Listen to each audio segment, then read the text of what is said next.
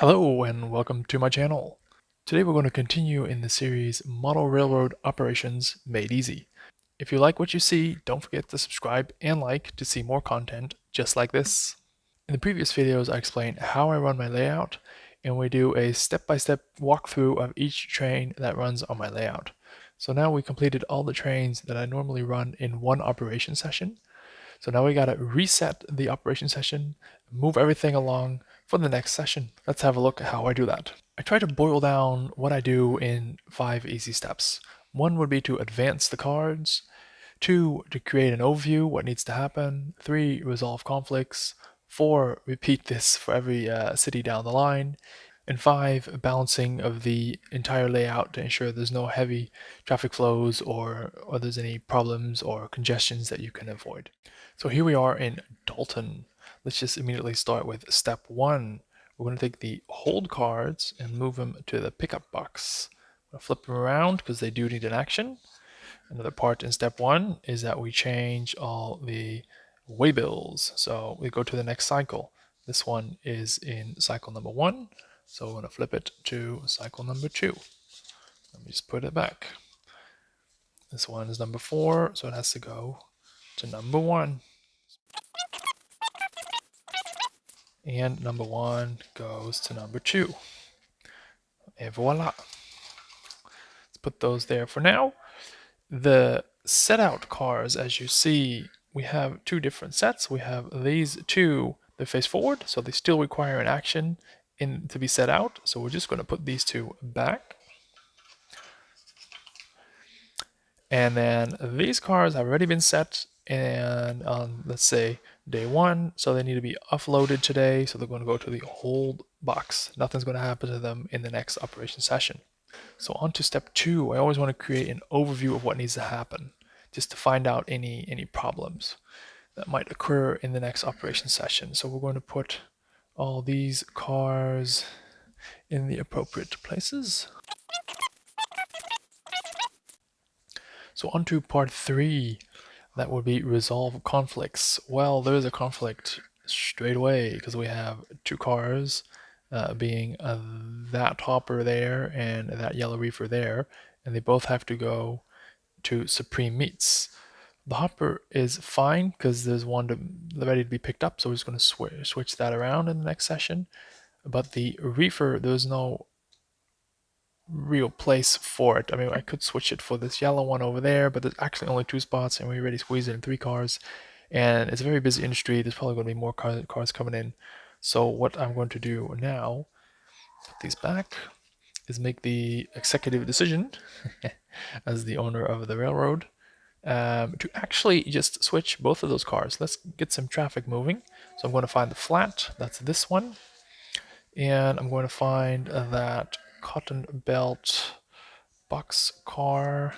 That's this guy. Let's try to keep some overview. Put these guys back in the hold box. So these 2, the box and the flat, what we're doing is we're moving them from the hold to the pickup.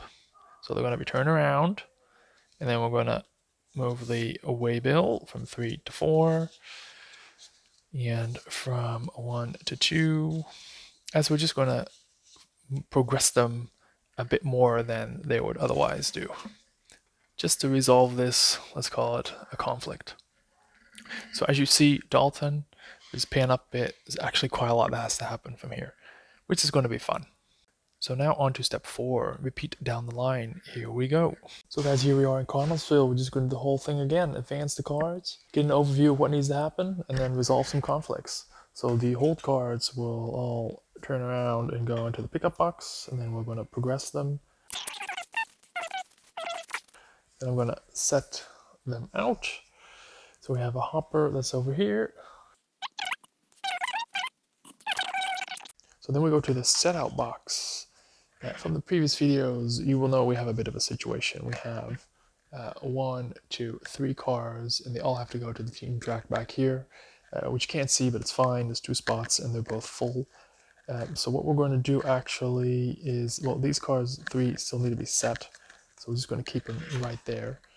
And then I'm going to dig out the 2 that are on the team track right now. It's a box and gondola. And we're going to progress these because we need to make some room there fast. So these two will be progressed. This one goes to 4.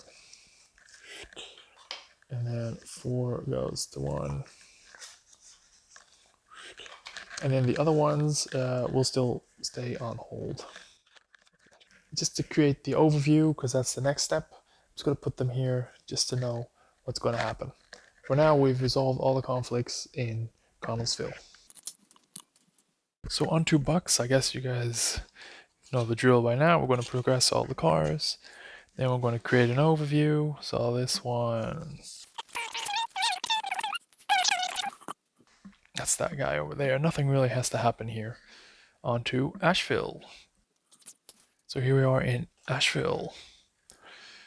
There is one car that has already been flipped because that's the car, if you remember from the previous videos, we spotted it over there just to get some space. So I'm just going to put that over here. And then let me just turn it back around because most of the action is going to be on this side. All these other ones, I'm just going to flip them and then spot them at the appropriate places.